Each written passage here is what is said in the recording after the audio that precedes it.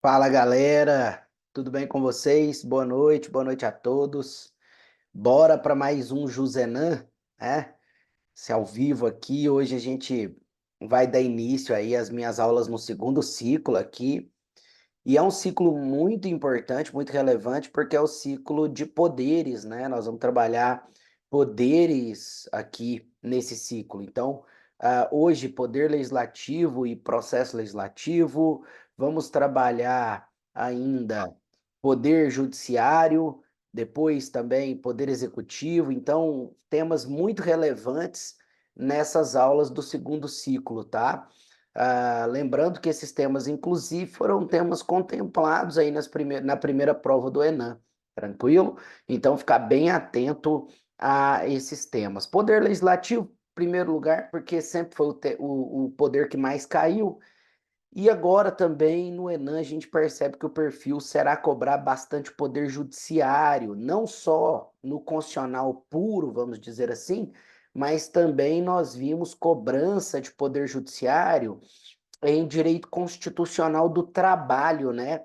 Tanto no primeiro Enem como na reaplicação de Manaus, foi feita questão na parte de constitucional cobrando poder judiciário do trabalho, né? Aquela perspectiva ali da justiça do trabalho, tá? Então é importante também por esse ponto, tá? Maravilha.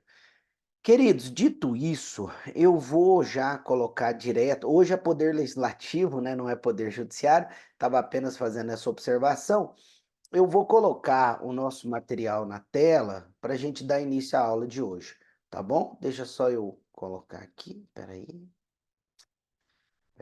Aqui, pronto. Agora eu só tenho que dar um share screen. Ué, não estou conseguindo. Acho que o pessoal do Jus Federal precisa me liberar para que eu consiga compartilhar minha tela. Pessoal do Jus Federal aí, olha aí para mim, se vocês ainda estiverem aí. Eu não estou. Acabei. Eu acho que eu vou conseguir agora. Vamos ver, né? Ah, vamos lá, agora deu. Acho que sim. Meninos, confiram aí para mim se o material está aparecendo para vocês na tela. Poder Legislativo, vê se está aparecendo aí para vocês. Só me falem isso no chat aí, um retorno para eu poder começar. Não, maravilha. Então, perfeito. Vamos lá, né? Deixa eu passar aqui o slide para a gente começar então a nossa aula de Poder Legislativo. Bora lá.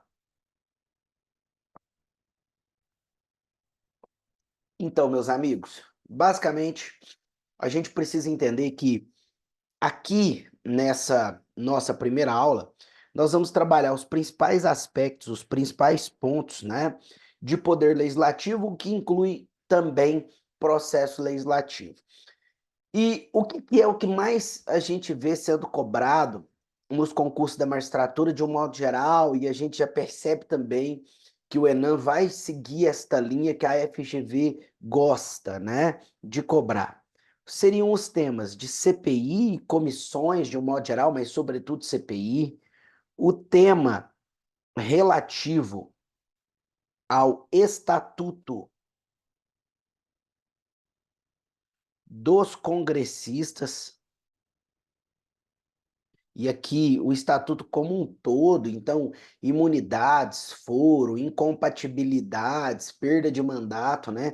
Toda esta parte aqui a gente já percebe que vai ser objeto de prova, tá bom?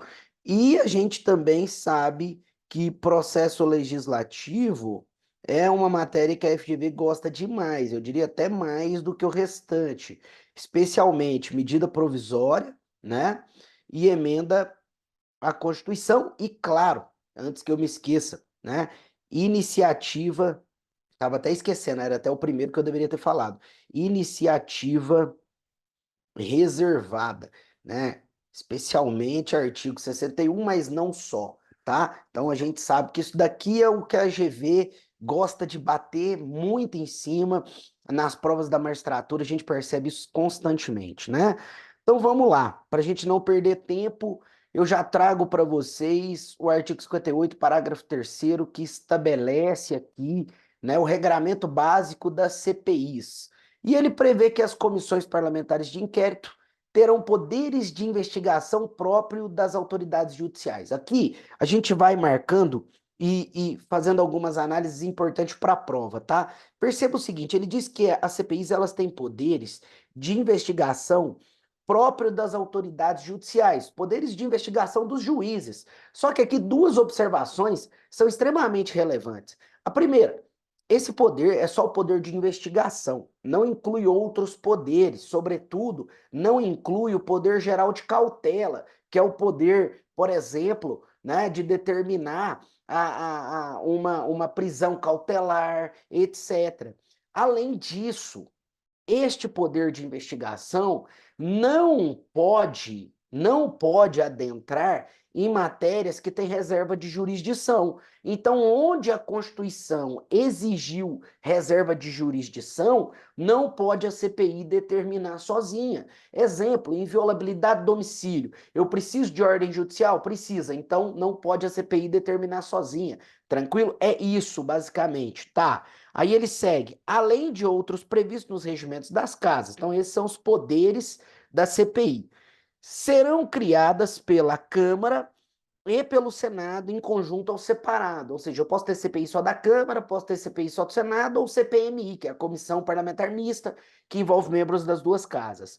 Mediante requerimento de 1/3 dos seus membros. Perceba, a palavra requerimento, ela é extremamente importante aqui, porque ela indica, no entendimento do Supremo Tribunal Federal, requisição, requisição, que é um ato administrativo vinculado. Ou seja, quando eu digo requerimento de 1/3 dos seus membros, eu estou dizendo que a partir do momento em que eu tenho 1/3 dos membros, obrigatoriamente essa CPI deve ser instaurada. Ah, Eduardo, mas e se 2/3 são contra, 1/3 é a favor? Mesmo assim, vai ter CPI? Vai ter CPI. Ah, mas é minoria. Ainda assim, o STF já disse que a CPI é um direito fundamental das minorias parlamentares, tá? O direito das minorias parlamentares. Então, maravilha. E aí ele segue dizendo para a gente, né, que vai ser instaurada a requerimento aqui de 1/3 dos membros para a apuração de fato determinado e por prazo certo, ou seja, eu não posso ter CPI ad eternum, né? Uma CPI com prazo indeterminado, obrigatoriamente ela tem que ter uma previsão de final, e além disso, né, eu não posso apurar fatos indeterminados, ou seja, eu não posso apurar algo que não seja concreto. Eu preciso obrigatoriamente partir de um fato concreto, de algo que realmente aconteceu. Ah, Eduardo, mas dali você não pode descobrir outras coisas e aí investigar também essas coisas? Pode, não tem problema. Mas o que eu não posso é ter uma CPI genérica. Exemplo, CPI da corrupção. Tá bom, mas para investigar qual corrupção? Não, toda corrupção que exista. Não, isso não é uma CPI, não pode. A CPI tem que partir de um fato. Não, pegou o deputado fulano com dinheiro na cueca. Esse é o fato. Vamos investigar esse fato. Começa ali. Aí depois começa a descobrir outras coisas. Não tem problema. É isso, tá? Sendo suas conclusões, se for o caso, encaminhadas ao Ministério Público para que promova a responsabilidade civil ou criminal dos infratores. Maravilha, termina aqui. Então aqui a gente já tem uma análise muito relevante da CPI com base no próprio texto constitucional. Ótimo. Então já partimos muito bem. Aí eu trago para vocês uma tabela, que eu costumo dizer que essa tabela aqui, ela mata a gente, junto com o artigo 58, analisado com a gente, claro, né? E essa tabela, ela mata 90% das questões. A partir do momento que você conhece aquele artigo 58, com essa análise que eu fiz, mais essa tabela, 90% das questões sobre CPI, de carreiras jurídicas, você mata. Porque essa tabela, que inclusive está no meu manual de direito constitucional, essa tabela aqui, ela condensa a jurisprudência do Supremo de forma simples. Então vamos lá. Primeiro, de um lado, nós temos o que a CPI pode fazer, mesmo, me perdoem, mesmo sem ordem judicial. Então, ainda que a CPI não tenha ordem judicial, ela pode fazer. O que ela pode? Primeiro, realizar busca e apreensões genéricas, não domiciliares. Então, uma busca e apreensão num comércio, em uma repartição pública, isso ela pode. Agora, ela não pode, claro que não, determinar a busca e apreensão domiciliar, porque aí tem reserva de jurisdição. Dois, ela pode quebrar sigilos bancário, fiscal e de dados dos investigados, inclusive sigilos telefônicos, mas prestem atenção, ela quebra os sigilos de dados, somente os sigilos de dados. Então, dados bancários, dados fiscais, dados telefônicos, isso é que ela quebra. Ela não pode quebrar comunicação, que é o teor das conversas. Isso ela não pode, tá? Então, comunicação telefônica, interceptação telefônica, que ela não pode, não, tá? Mas os dados ela pode sim, beleza? 3, ela pode realizar a oitiva de investigados, testemunhas e autoridades. Olha só que interessante. Então, a CPI determina e realiza oitiva de investigado, oitiva de testemunha e oitiva de autoridades. Agora, gente, é sempre importante lembrar, quando eu estiver tratando de investigado, réu, etc., né, aquela pessoa que pode ser lesada ali por aquela investigação, ou seja, que a investigação pode trazer um prejuízo a ela, essa pessoa faz jus ao famoso direito ao silêncio. Tranquilo? Então, o investigado tem direito ao silêncio, a testemunha não, né? Mas o investigado tem direito ao silêncio, tá? Por fim, a CPI pode determinar perícias e requisitar diligências, tá? Então, ela pode requisitar perícias, requisitar diligências dos órgãos públicos de um modo geral, tá? Então, maravilha. Agora, o que que ela não pode? A gente já tinha até falado alguns. Não pode determinar busca e apreensão em domicílio, não pode quebrar a comunicação telefônica, não pode decretar prisão temporária ou preventiva, que são as cautelares. Agora, CPI pode decretar prisão em flagrante? Pode, porque na verdade aí qualquer um do povo pode, não importa, né, se é CPI, se não é, aqui não faz diferença, qualquer um do povo pode, por isso que a CPI também pode, tá? 4, a CPI pode determinar o arresto, não, desculpa, não pode determinar, né, arresto, sequestro, hipoteca ou indisponibilidade de bens, porque aqui ela estaria invadindo as reservas em face do direito de propriedade, tá? 5, impedir que o investigado saia da comarca ou do país. CPI também não pode, né, impedir que o investigado saia da comarca ou do país. Inclusive aqui, né, a justificativa, porque sempre que a gente fala de arresto, sequestro, hipoteca, indisponibilidade, ou ainda impedir que a pessoa saia do país, muita gente fala assim, ah, mas tem reserva de jurisdição para isso? Claro que tem, né? Quando você lê lá o dispositivo do devido processo legal, ele diz que ninguém será privado dos seus bens, né, da liberdade ou dos bens, sem o devido processo legal. Então tem reserva de jurisdição para isso, tá? O CPI também não pode violar o direito ao silêncio, já tinha falado sobre isso, não pode obstaculizar os trabalhos dos advogados, não pode desrespeitar sigilo profissional, então de médico, de psicólogo, de advogado, de contador, etc. Não pode anular ato de qualquer outro poder, então ela não tem essa prerrogativa, né? Ah, Eduardo, mas o Senado pode suspender decreto do presidente. Não, é diferente, na verdade, de Congresso, né? É diferente, porque lá, na verdade, é uma suspensão, não é anulação e não é a CPI, é o Congresso, é diferente, tá? Não pode também convocar juiz para investigar a atuação jurisdicional do juiz, somente se fosse algo administrativo, tá bem? E por fim, não pode cassar, revogar, alterar ou subverter nenhuma decisão judicial, nem mesmo quebrar sigilo de processo judicial, porque isso aí é exclusivo do Poder Judiciário, tranquilo? Maravilha. Então, essa tabelinha aqui condensa o que você precisa saber mesmo, junto com aquilo que a gente leu no 58. Então, isso aqui é importante para provas, porque cai demais, tá? Ótimo. Para a gente fechar, eu trouxe só essas duas decisões, são decisões um pouco mais recentes aqui sobre CPI, mas elas só reafirmam o que a gente já falou.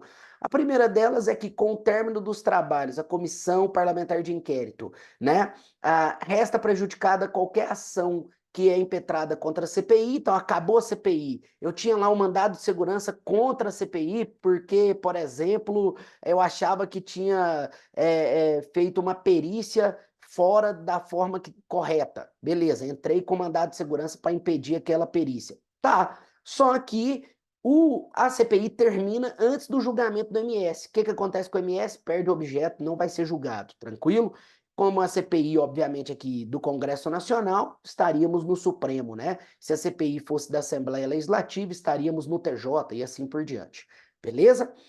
Bem, e a outra é que a instalação de uma CPI não se submete a um juízo discricionário, seja do presidente, seja do plenário. Aqui é interessante só porque o Supremo, nessa decisão especificamente, ele destrinchou aquele entendimento que eu falei para vocês que ele tinha, né? Que é o seguinte: olha, se eu tenho 1/3 dos parlamentares, é suficiente para eu ter CPI, é o direito das minorias. E aqui o Supremo falou assim: ó, esse juízo aqui não precisa nem, não é nem que o plenário não pode bloquear, nem mesmo a mesa diretora tem prerrogativa, nem mesmo o presidente da casa tem prerrogativa para impedir que a CPI ocorra, ou seja, para não colocar em pauta. Ele é obrigado a colocar em pauta, ele não tem opção, ele é obrigado a colocar a partir do momento que eu tenho requerimento de 1/3. Tranquilo? É isso. Maravilha. E aí agora a gente entra em estatuto aqui dos congressistas, começando pela imunidade material, né? Vamos lá. Veja, a imunidade material, também chamada aí de freedom of speech, né? Liberdade de discurso, ela nada mais é, e eu posso simplificar dessa forma, porque até porque é uma expressão do Supremo também, do que uma liberdade de expressão qualificada. Ou seja, uma forma de liberdade de expressão majorada, né? Que tem uma proteção a mais da Constituição. E veja, o artigo 53 ele é claro em dizer que os deputados e senadores são invioláveis, civil e penalmente, por quaisquer de suas opiniões, palavras e votos. Então, ele é muito claro em dizer isso. Olha, não posso responsabilizar civil e penalmente qualquer deputado ou senador por suas opiniões, palavras e votos. Especialmente em relação a opiniões e palavras, né? A gente sabe que o Supremo entende é que isso tudo aqui precisa ter ocorrido em ofício, né? Claro.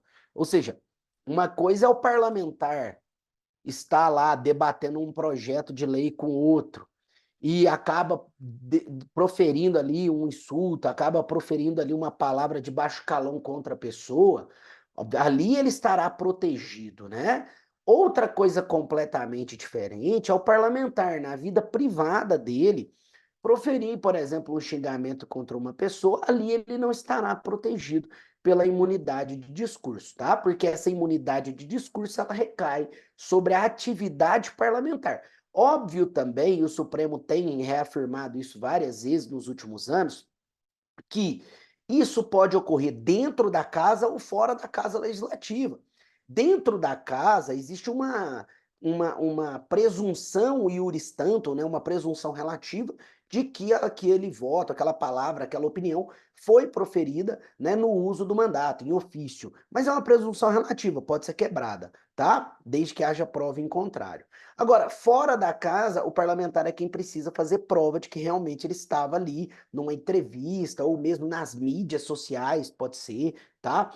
Ele estava realmente ali exercendo seu mandato, ele estava defendendo a bandeira ali das pessoas que elegeram ele, ponto. Né? É isso que ele precisa demonstrar.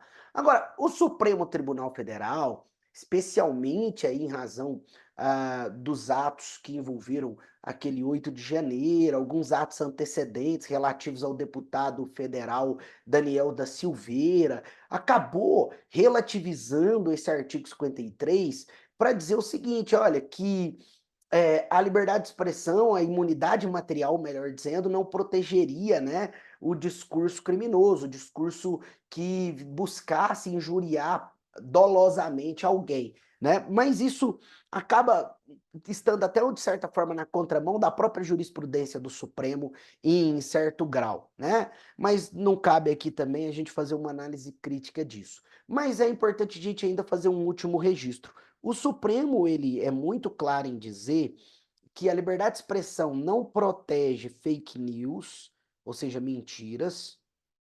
Ó, ficou um M de Maria, que é um N, né? Meu Deus, deixa eu corrigir isso aqui. Senão, aí pronto. não protege fake news, né, as mentiras, e também não protege o discurso de ódio, o hate speech. Então, isso aqui é posicionamento do Supremo.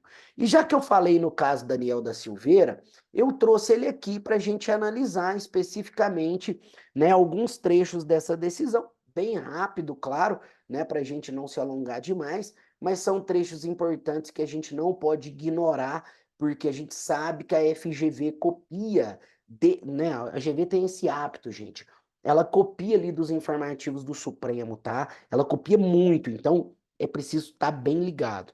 Então aqui, o caso Daniel da Silveira dispensa comentários, imagino que todo mundo conheça, é aquele deputado, era um deputado alto, forte, careca, que proferiu alguns xingamentos lá contra o Alexandre de Moraes, algumas ameaças à família dele, cercou lá um dia o apartamento dele, gravou os vídeos, colocou no YouTube, e tudo isso foi parar no Supremo Tribunal Federal. Depois, ele foi condenado a 8 anos e 9 meses e o presidente Jair Bolsonaro foi lá e deu um indulto para ele, né? E aí o Supremo derrubou o indulto. Então todo mundo já conhece essa história, maravilha. Agora, falando da condenação, o Supremo destacou que um deputado federal que tem essa imunidade material, ou seja, essa liberdade de discurso qualificada, né? Ele não pode usar essa liberdade de discurso e, portanto, ofenderia, né, a liberdade de discurso e, portanto, não estaria cobertado pela imunidade material, ele não pode usá-la para praticar crimes de ameaça ao Estado Democrático de Direito, né, nem coação no curso do processo que ele estava respondendo, tá? E o Supremo Tribunal Federal ainda destacou que ele não pode usar a liberdade de expressão para proferir discursos de ódio ou atentados contra o Estado Democrático de Direito e a democracia. Ainda que ele possa fazer, e aí tudo bem, isso aqui estaria cobertado sim pela imunidade, que é crítica, sátiras, né, etc. Mas colocar opiniões criminosas, não, né? Opinião criminosa, não, tá bem? O Supremo ainda destacou que a liberdade de expressão não pode ser usada para a prática de atividades ilícitas ou para a prática de discurso de ódio contra a democracia ou contra as instituições. Ah, Eduardo, tá um pouco repetitivo. Não, não tá. Isso aqui é do Supremo, isso aqui não é meu. É Ctrl+C, Ctrl+V, por isso que eu estou destacando com vocês, tá? E ainda disse, né, que seria inadmissível manifestação proferida em rede social, o caso do Daniel estava no YouTube, né, os vídeos, que objetivem a abolição do Estado Democrático de Direito e o impedimento, com graves ameaças, do livre exercício dos poderes constituídos e das suas instituições, tá? Então, perceba, né, que o STF deu uma interpretação bem restritiva aqui para a imunidade material. Praticamente ele a desconsiderou nesses crimes contra o Estado Democrático de Direito, ameaça ao Estado Democrático de Direito, né, ameaça de golpe, pelo fim da democracia, coisa dessa natureza. Segundo o STF, então, né, isso daqui não está protegido pela imunidade material, pela imunidade de discurso dos parlamentares, tá? Maravilha. Bem, imunidade formal agora em relação à prisão, né? Imunidade formal em relação à prisão. Artigo 52, parágrafo 2º, ele diz assim: desde a expedição do diploma, e aqui eu quero dar uma dica para vocês. Na verdade, todas as imunidades são desde a expedição do diploma, todas elas são desde a diplomação.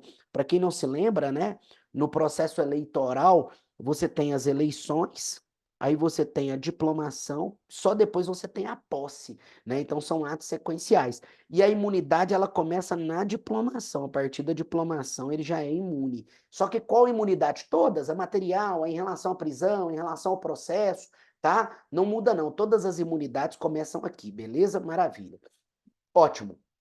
Então o texto do parágrafo 2º do 53, ele diz: desde a expedição do diploma, os membros do Congresso Nacional não poderão ser presos, salvo em flagrante de crime inafiançável. Olha que interessante, né? Ele diz: eu não posso prender o parlamentar federal, salvo em flagrante de crime inafiançável. E aí, se você volta aqui, você se lembra que o Daniel da Silveira aqui, ele foi preso durante o exercício do mandato, mas o crime dele, pelo menos prima facie, não foi em flagrante, pelo menos não no flagrante tradicional, e também não era crime inafiançável.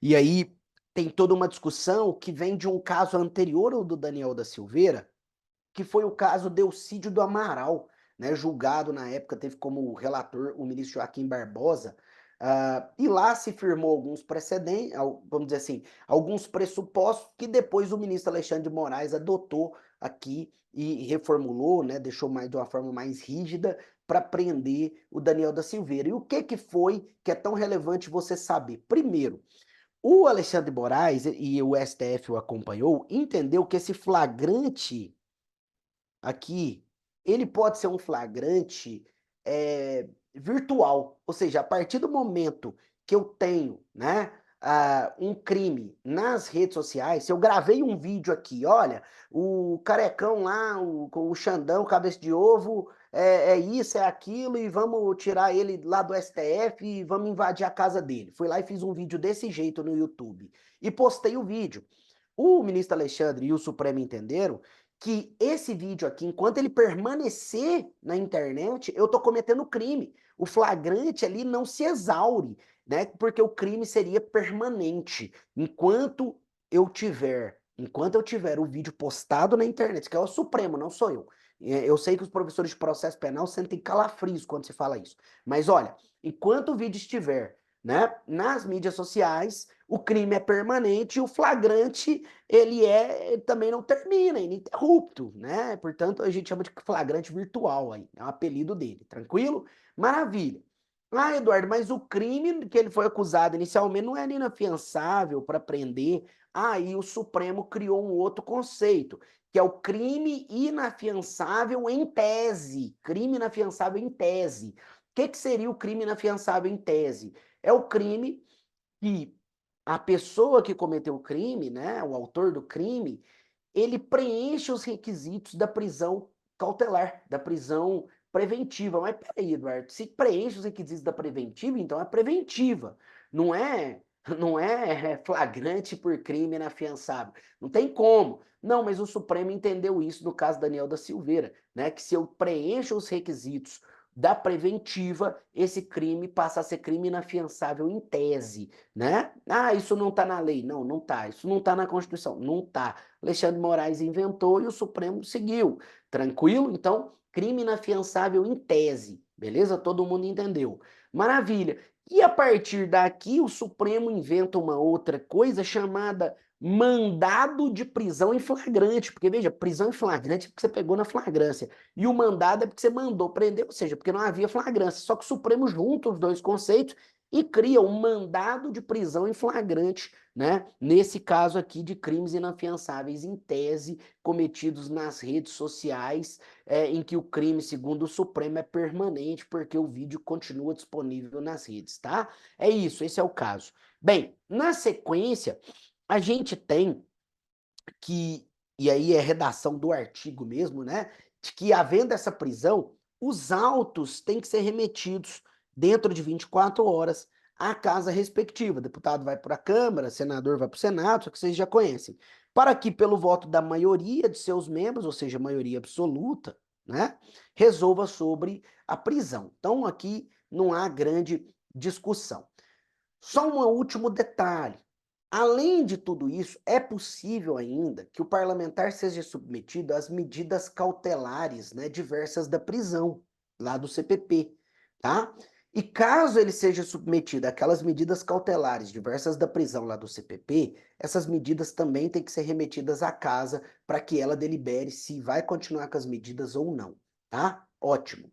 Bem, agora vamos falar de imunidade formal em relação ao processo, né?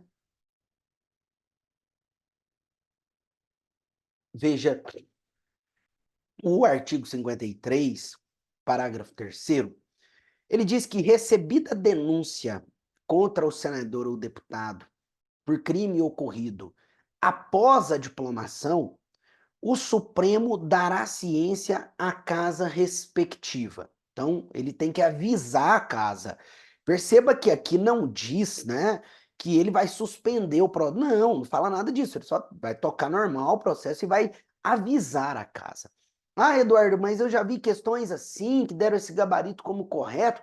É porque antigamente era desse jeito, mas depois nós tivemos uma emenda à Constituição, isso foi mudado, na verdade já tem muito tempo, né? Para você pegar uma questão assim, já tem que ser uma questão muito antiga, tá? Mas cuidado. Bem, então o Supremo recebeu a denúncia da ciência à casa respectiva, que, por iniciativa de partido político nela representado e pelo voto da maioria dos membros, maioria absoluta, poderá, até a decisão final, sustar o andamento da ação. Vai suspender o andamento da ação. Obviamente que isso aí suspende também a prescrição do crime enquanto durar o mandato, está lá no parágrafo 5º, né, do 53. E o parágrafo 4º, ele diz que o pedido de sustação será apreciado pela Casa no prazo improrrogável de 45 dias do seu recebimento pela mesa. Então, isso é um prazo que ele tem que ser julgado, né? Ótimo. Então, imunidade formal em relação ao processo aqui é só isso, é uma das imunidades mais tranquilas de trabalhar. E aí a gente cai em foro por prerrogativa de função. E eu sei que é um tema que tá para mudar, não publicaram a decisão ainda, né? Salvo o melhor juízo, as últimas 2 semanas aí eu estive mais offline, então talvez tenham até publicado e eu não vi, mas eu tenho 90% de certeza que não publicaram ainda. Uma mudança bem significativa que nós teremos aí em relação a foro por prerrogativa. Assim que a gente chegar lá, eu vou comentar. Vamos lá, artigo 53, parágrafo 1º, ele diz assim: os deputados e senadores, desde a expedição do diploma, então desde a diplomação, serão submetidos a julgamento perante o STF. Você sabe muito bem que aqui o Supremo entende que essa prerrogativa de foro é apenas para crimes em ofício, né? Inclusive, o Supremo diz que houve mutação constitucional, né, em 2018, porque até 2018 o Supremo entendia que era para qualquer crime. A partir de 2018 passou a entender que era só crime em ofício. Então houve mutação constitucional aqui. O texto permanece o mesmo, mas a interpretação mudou, a norma mudou. Antes ela abrangia todos os crimes, agora só os crimes em ofício. Fechou? Maravilha. E aí a gente tem algumas observações. A primeira delas é que normas sobre imunidade e sobre foro obrigatoriamente têm que estar previstas na Constituição. Inclusive, no último Enem, no aulão de véspera do Juiz Federal, eu falei, olha, norma de imunidade de foro obrigatoriamente tem que estar na Constituição. E aí caiu, né, uma questão sobre isso, o pessoal lembrou, né, acho que foi a questão do reitor lá da universidade, e caiu, e a galera matou, graças a Deus. Ótimo. Segundo ponto, só há foro quando o crime é cometido em ofício, ou seja, tem que estar no exercício do mandato, ser cometido em relação ao exercício do mandato, senão não há como você falar em foro por prerrogativa no Supremo, tá? Terceira observação, os inquéritos policiais devem tramitar no Supremo, não podendo a Polícia Federal abrir inquérito de ofício para apurar a conduta dos parlamentares, cabendo reclamação ao Supremo, caso isso ocorra e faça da usurpação da competência da Corte. Maravilha, só que aqui tem mais 2 observações, presta atenção. Ele colocou aqui para nós, né? Ó, isso aqui são observações, inclusive, do meu manual. Então, Polícia Federal não pode abrir inquérito de ofício, tem que pedir ao Supremo. Tá, mas e o Ministério Público? O Ministério Público não pode instaurar o PIC lá, o procedimento investigatório criminal dele próprio? Pode, mas se ele for investigar um parlamentar, ele pode investigar, abrir esse PIC sem ser no Supremo? Não, não pode. Obrigatoriamente ele vai ter que pedir ao Supremo para abrir. Então, pega essa observação porque ela é importante. Segunda observação aqui, extremamente relevante. Em nível estadual, é a mesma coisa. Então, se a autoridade tem foro no TJ, ou ainda, se a autoridade tem foro no STJ, como os governadores, né? Se tem foro no TJ ou no STJ, não importa quem é a autoridade, os inquéritos têm que ser tramitados no tribunal.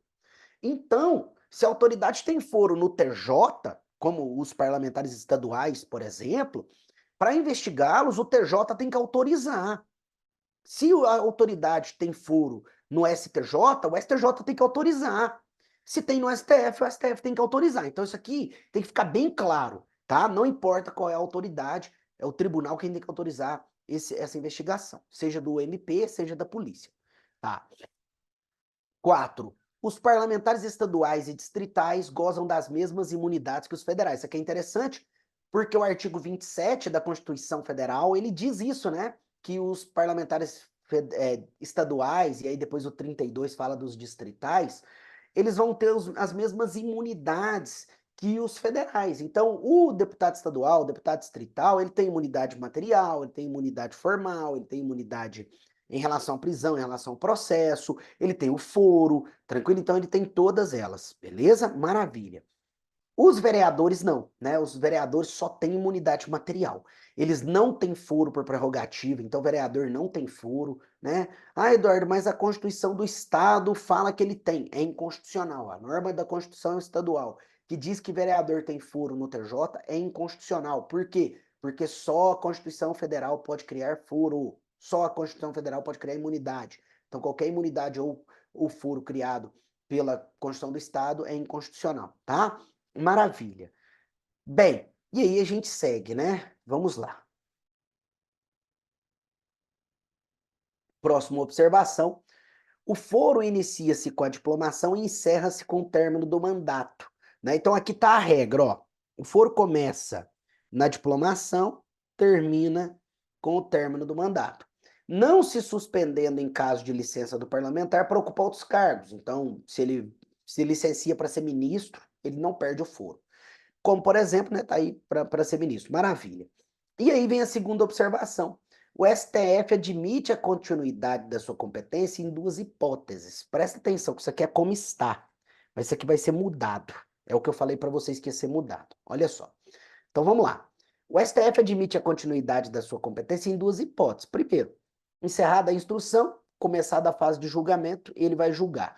E segundo, se ele perceber que o parlamentar renunciou para deslocar a competência intencionalmente, para tirar o processo do STF e mandar para a primeira instância. E ele acredita que isso caracteriza abuso de direito e, portanto, ele continuaria julgando. Tá, só que o que vai acontecer agora? Até imagino que o professor Inesil depois também vai falar disso com vocês.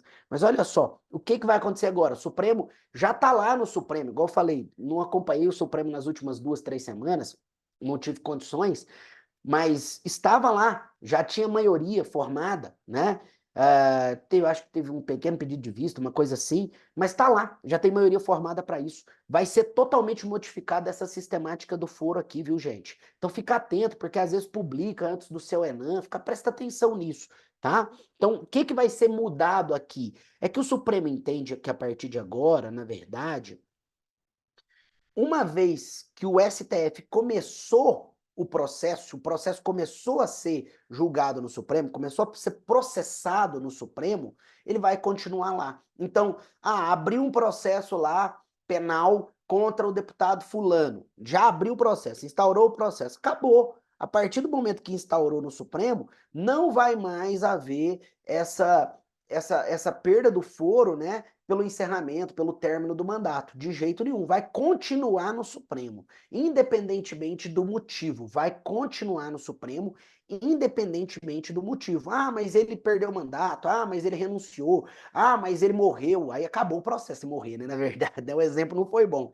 Ah, mas acabou o mandato dele, né? Bem, gente, de todas as formas, tirando a morte que ele não vai ser mais processado, todas as formas o Supremo entende que ele continua julgando. Tranquilo, o próprio Supremo vai continuar julgando. Esse será o novo entendimento do Supremo. Estamos só esperando publicar, tá? Maravilha. Bem, e aí, ainda em relação a esse entendimento atual, nós ainda temos mais duas observações. Estou falando porque a gente não sabe como é que vai estar na época da prova, então tem que explicar tudo, porque não dá para adivinhar ainda, né? Bem, primeiro ponto, né? Reeleição e o novo mandato, né? Como é que fica? É muito simples, você tem dois cenários. Primeiro, o cara, ele era deputado federal, né? Começou a responder por um determinado crime, foi reeleito, a pergunta que fica é, ele continua sendo julgado no Supremo ou, como ele terminou o mandato e começou outro, porque veja, se ele foi reeleito, terminou o mandato, começou outro, né? Se ele perderia o foro aqui. O entendimento do Supremo é que se o mandato é subsequente, se o mandato é ininterrupto, eu tenho prorrogação do foro. Então, ele continua respondendo no Supremo. Ele era deputado, foi reeleito, estava respondendo por um processo no STF, continua no STF. Ele era senador, estava respondendo por um mandato no STF, por um crime no STF, foi reeleito, continua sendo julgado no STF. Esse é o primeiro entendimento. O segundo é no caso de mandatos cruzados. Então, ele era deputado, foi eleito senador. Ele era senador, foi eleito deputado. Isso aqui é o caso do Aécio Neves, né? O que aconteceu nesse caso? O Supremo entendeu que se eu tenho mandato cruzado, eu continuo parlamentar federal. Então, eu era deputado, passei a ser senador. Eu era senador, passei a ser deputado. Não importa, você continua parlamentar federal. E, portanto, seu processo continua no STF. Tranquilo? Então, tudo isso, obviamente, tudo isso aqui vai ser mudado por esse novo entendimento do Supremo, que a partir do momento que o processo começou a ser, né, foi instaurado no STF, acabou, vai continuar lá, vai ser processado, instruído e julgado pelo Supremo Tribunal Federal, né, e ponto final. Esse é o novo entendimento do Supremo, que vem aí. Ainda não foi publicado, mas vem aí, tá? Maravilha. Bem, vamos lá, processo legislativo.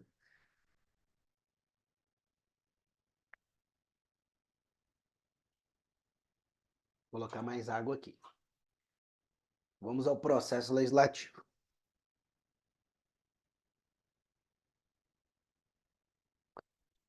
E agora, nós temos aqui a iniciativa reservada, né?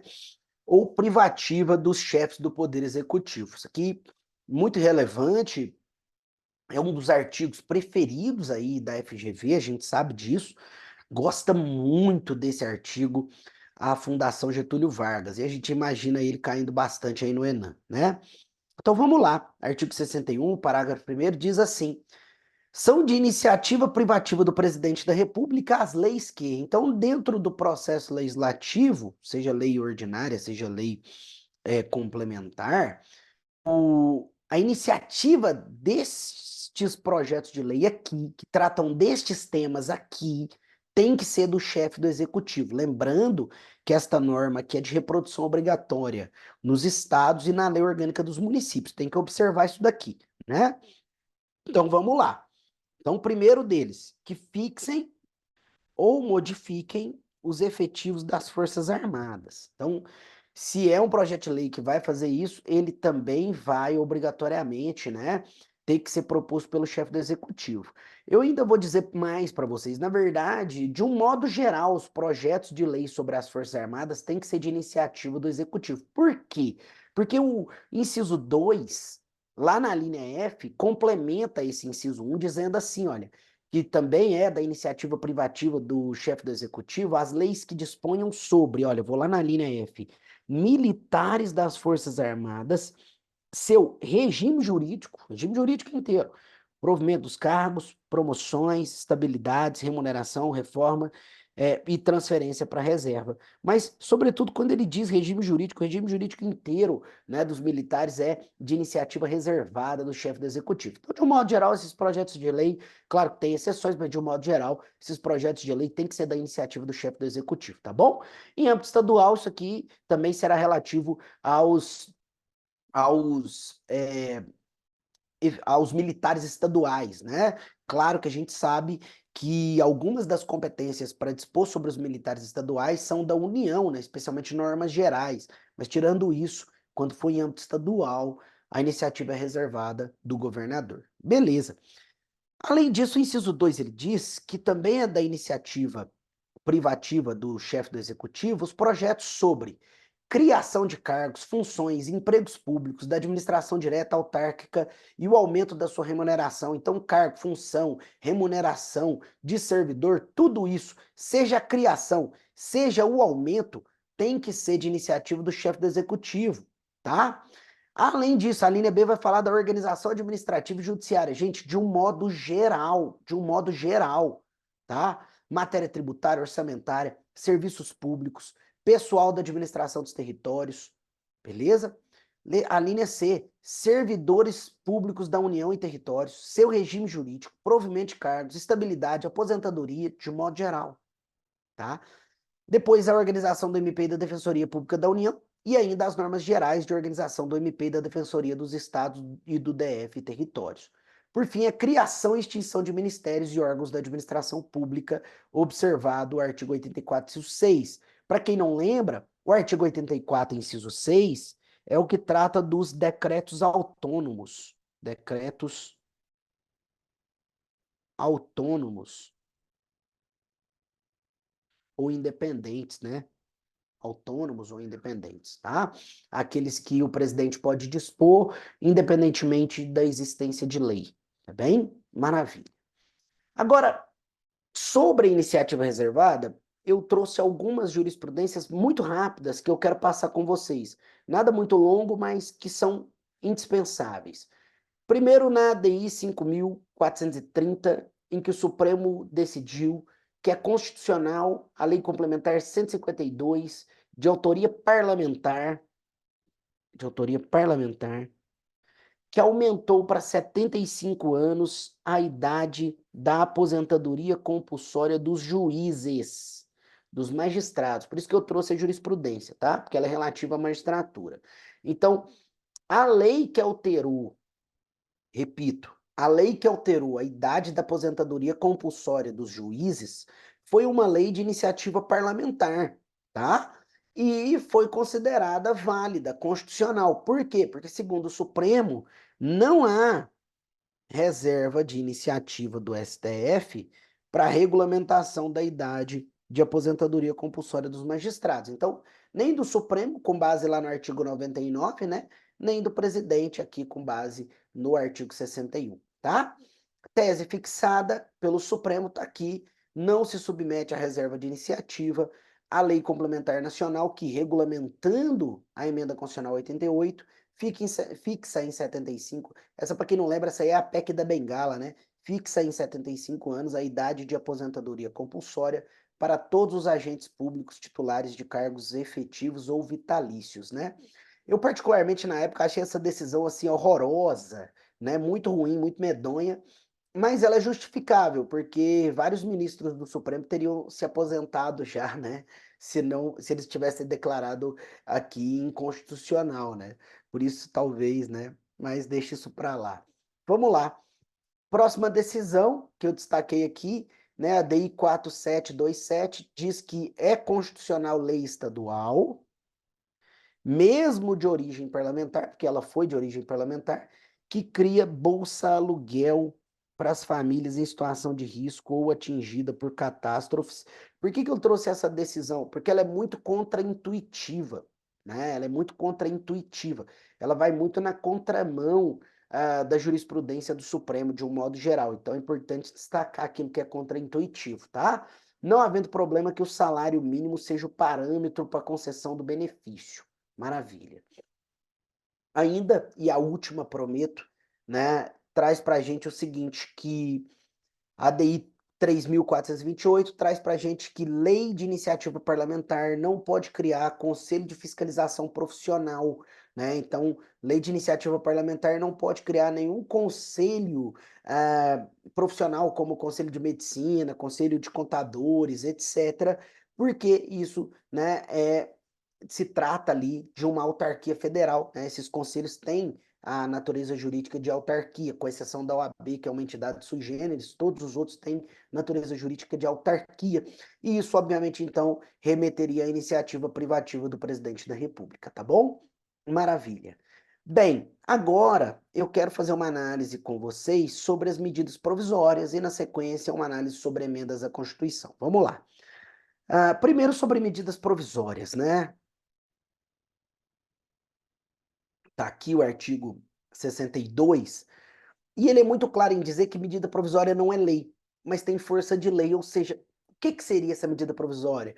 Ela é uma espécie normativa primária, uma espécie legislativa, inclusive, porque ela está no artigo 59 da Constituição, só que ela não é lei porque ela não é produzida pelo parlamento, né? Nem com a autorização deste. Na verdade, ela é produzida pelo chefe do executivo. E aí, depois, ela é submetida ao parlamento. Então, a medida provisória, ela inverte a lógica, porque o presidente da República edita a medida provisória, manda ela para o Congresso Nacional. Se o Congresso Nacional aprova, ela vira lei. Se o Congresso Nacional rejeita, ela morre e perde eficácia desde o início, né? Então, essa é a lógica da medida provisória. Tá. Destaquei alguns parágrafos. Parágrafo terceiro, né? As medidas provisórias, ressalvado o disposto no 11 e no 12, que estão aqui inclusive, perderão eficácia desde a edição se não forem convertidas em lei no prazo de 60 dias, prorrogável uma vez por 60. Traduzindo, votei uma medida provisória. A medida provisória, ela não foi convertida em lei em 60 mais 60. Não foi, não foi. O que que acontece? Eu presumo tacitamente que ela foi rejeitada, tá? Ela ficou prejudicada, não pode mais ser votada. Tá bom. Ou se ela for rejeitada expressamente, o que que acontece nesses casos todos? Ela perde a eficácia desde a edição. Então, desde o momento em que ela foi editada, ela não produziu efeito nenhum, segundo o que está previsto aqui no parágrafo terceiro, devendo o Congresso Nacional disciplinar por decreto legislativo as relações que foram constituídas durante esse tempo. Ou seja, a medida, entre o tempo que a medida foi promulgada e o momento que o Congresso rejeitou ela, passou ali um tempo, X dias. As relações jurídicas que ocorreram durante esse tempo, em tese, perderam toda a eficácia da medida provisória, não estão regulamentadas por ela. O que cabe? Cabe ao Congresso Nacional fazer um decreto legislativo para regulamentar, então, essas relações jurídicas. Tá bom, só que você conhece o Congresso Nacional e sabe muito bem que ele pode não fazer isso, né? E aí, nesse caso, se ele não faz, tá lá o parágrafo 11 dando a solução. Diz assim, não editado decreto legislativo até 60 dias após a rejeição da perda da eficácia da medida provisória, as relações jurídicas constituídas e decorrentes dos atos praticados durante a vigência dela, conservar-se-ão por ela regidos. Ou seja, regra geral, perde eficácia, o Congresso tem que fazer decreto legislativo. Se ele não faz em 60 dias, aí volta a ter eficácia, volta a produzir efeito, mas na verdade ela não volta a ter eficácia, né? Ela volta apenas a regulamentar aquelas relações jurídicas que foram produzidas, constituídas ao longo da sua vigência. É isso. Tranquilo? Maravilha, queridos. Bem, parágrafo 7º, ele diz que eu posso prorrogar uma medida provisória, né, por igual período, né, uma única vez por igual período, né, então ali é o 60 mais 60. Tranquilo? O parágrafo 10, ele diz que é vedada a reedição de medida provisória na mesma sessão legislativa. Para quem não lembra, a sessão legislativa é ano legislativo. Então, é vedada a reedição de medida provisória no mesmo ano legislativo que tenha sido rejeitada ou que tenha perdido sua eficácia por decurso do prazo, né? Aquela emenda sobre o mesmo tema, né? Não pode. Tranquilo? Por fim, para encerrar a medida provisória, a gente tem o artigo 62, parágrafo 1º, que diz quando é que eu não posso, né? Quais são as matérias sobre as quais eu não posso editar medida provisória. Esse parágrafo é muito importante, ele cai bastante também, a GV gosta muito dele. Então é vedada a edição de MPs sobre essas matérias aqui: nacionalidade, cidadania, direitos políticos, partidos, eleitoral, penal, penal, processo civil. Isso daqui cai muito, ó, tá? Outra que cai porque é o ENAM, Exame Nacional da Magistratura, Organização do Poder Judiciário, eu até destaquei, e do MP, carreira e garantia de seus membros. Letra D, os orçamentários aqui, plano plurianual, diretrizes orçamentárias, orçamento, créditos, né? 2, que vise a detenção ou sequestro de bens, poupança popular ou qualquer outro ativo financeiro. E por fim nada, né? 3, reservada a lei complementar, essa aqui também cai muito, tá? Então, matéria reservada à lei complementar não pode editar medida provisória. E por fim, o 4, né? Matéria já disciplinada por projeto de lei pelo Congresso Nacional e pendente de sanção ou veto do presidente da República. Só que toma cuidado com essa última hipótese, né? Que ele diz assim, olha, se eu tenho um projeto de lei lá, aprovado, e o presidente tem que sancionar ou vetar, aí ele não sanciona nem veta, o que que ele faz? Ele edita uma medida provisória sobre aquela matéria. Aí não pode, tá? Aqui no inciso 4. Só que o Supremo entende que o presidente da República pode vetar o projeto de lei e depois editar a medida provisória. Então ele só não pode editar a medida provisória antes, né? Antes de vetar. Mas ele pode vetar, então primeiro ele veta, fala assim, olha, tem um projeto de lei aqui, eu não gosto dele, eu veto ele, e na sequência eu faço uma medida provisória sobre o tema. Isso o Supremo entende que pode, tá? Bem, por fim, para a gente encerrar a aula de hoje, vamos falar um pouco sobre emendas. Eu sei que é um tema batido, né, mas é um tema importante, não deixa de ser. Então, veja, eu trouxe aqui o artigo 60 para falar alguns detalhes com vocês. Primeiro, lembrar, né? Este rol de iniciativa aqui, ó, presidente da República, um terço dos senadores, um terço dos deputados, ou mais da metade das assembleias legislativas, né? Por maioria simples, é um rol taxativo, né? É um rol taxativo segundo o Supremo. Então, não cabe iniciativa popular de emenda à Constituição Federal. Ah, Eduardo, e de emenda à Constituição do Estado? Aí depende. Depende do quê? Da previsão da Constituição do Estado.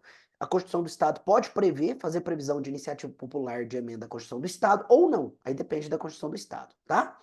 Bem, parágrafo 1º traz os limites circunstanciais, lembrando para vocês não caírem em pegadinhas, não há limite temporal ao poder constituinte reformador no Brasil, somente circunstancial, tá? Parágrafo 2º vai falar dos turnos de aprovação, é interessante, tem uma jurisprudência do Supremo aqui relevantíssima, que é a seguinte, olha, parágrafo 2º ele diz assim, a proposta de emenda à Constituição será discutida e votada em cada casa do Congresso em 2 turnos. A pergunta que fica é, eu posso fazer esses 2 turnos no mesmo dia? O Supremo entende que pode, né? É bizarro, mas ele entende que pode. Tranquilo? Considerando-se aprovada se obtiver em ambos 3/5 dos votos dos respectivos membros. Fechou? Parágrafo 3º. Essa emenda vai ser promulgada, e aí muito cuidado, mas muito cuidado, redobrem, a GV gosta de fazer isso. Vai ser promulgada pelas mesas da Câmara dos Deputados e do Senado Federal. Não é mesa do Congresso. Se colocar a mesa do Congresso fica errado, porque o Congresso Nacional tem uma mesa, a Câmara dos Deputados tem outra, o Senado tem outra. São 3 mesas distintas. Então não pode trocar. E aqui é E, não é ou, é E, tem que ser publicada, tem que ser promulgada pelas duas, tá? Lembrando que em emenda à Constituição, o presidente da República não participa nem da deliberação, nem da complementação da eficácia, né? Então, em emenda à Constituição, o presidente não sanciona, não veta, não promulga, não publica, tá bem? Tudo isso pertence ao Poder Legislativo, que é o titular do Poder Constituinte Reformador, tá? Parágrafo 4º. Ele traz as famosas cláusulas pétreas. Lembrando que cláusula pétrea pode ser modificada, desde que não seja de maneira tendente a abolir, né? Não pode ser de maneira tendente a abolir. Olha, não será objeto de deliberação, proposta de emenda da Constituição, tendente a abolir. Então, eu posso modificar a cláusula pétrea? Pode, né?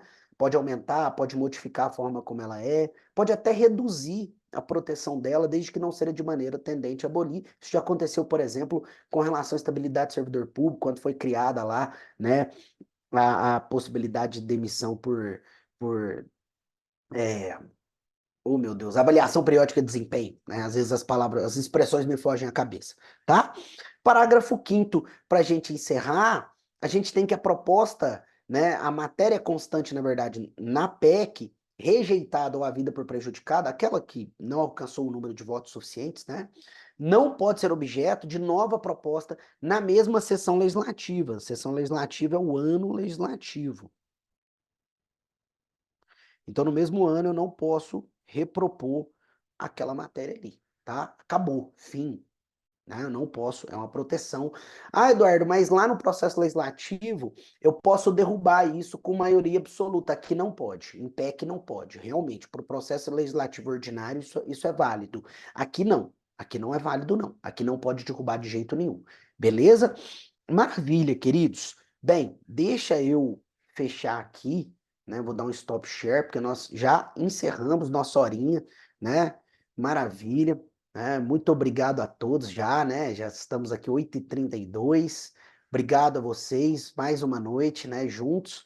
E eu espero vocês, porque semana que vem a gente vai falar de poder, acho que é poder executivo, e depois na outra poder judiciário, então muita coisa para a gente falar. Depois tem revisão, né? E aí vai, tá? Um grande abraço para vocês. Ó, tem uma pergunta, eu vou responder a pergunta, ó. Tem pergunta, eu respondo. Professor, qual a extensão do que se entende por mesma EC? Seria uma identidade? Ah, entendi a pergunta. Entendi. É do parágrafo 5º, né? Deixa eu só tomar uma água. Olha, pergunta dele é muito boa, porque ele diz assim: qual é essa extensão, né, dessa mesma EC? E aí eu vou só ler de novo o parágrafo quinto, porque ele já diz mais ou menos o que que ele quer ali, olha. Ele diz assim: a matéria constante da PEC rejeitado à vida não pode ser objeto de nova proposta. Então é a matéria em si inteira, desde que obviamente tenha aquele mesmo sentido. É óbvio que eu não posso dizer assim, olha, a matéria é direito ambiental, então não pode ter nenhuma PEC de meio ambiente. Não, não é isso. Mas é a matéria ali. Qual que era a matéria? Ah, Eduardo, a matéria era legalização do aborto. Era essa? É, então não pode ter mais PEC de legalização do aborto se essa ficou prejudicada. Ponto. Ah, a matéria era descriminalização das drogas. Era? Era. Então não pode ter PEC de descriminalização das drogas esse ano, que ela ficou prejudicada. Entendeu? A matéria, mas claro, não é a matéria amplíssima, né? Porque senão, imagina, falou lá de drogas, então nenhum tipo de PEC sobre drogas pode ser proposto. Não, não é isso. É a matéria, obviamente, naquilo que estava sendo objeto da emenda. Tranquilo? Esse tem sido o entendimento, tá bom? Maravilha? Se tiver outra pergunta, a gente pode mandar, viu? Eu gosto de fazer ao vivo, eu sempre peço pro pessoal de jus aqui para fazer ao vivo por isso, porque aí vocês podem mandar perguntas.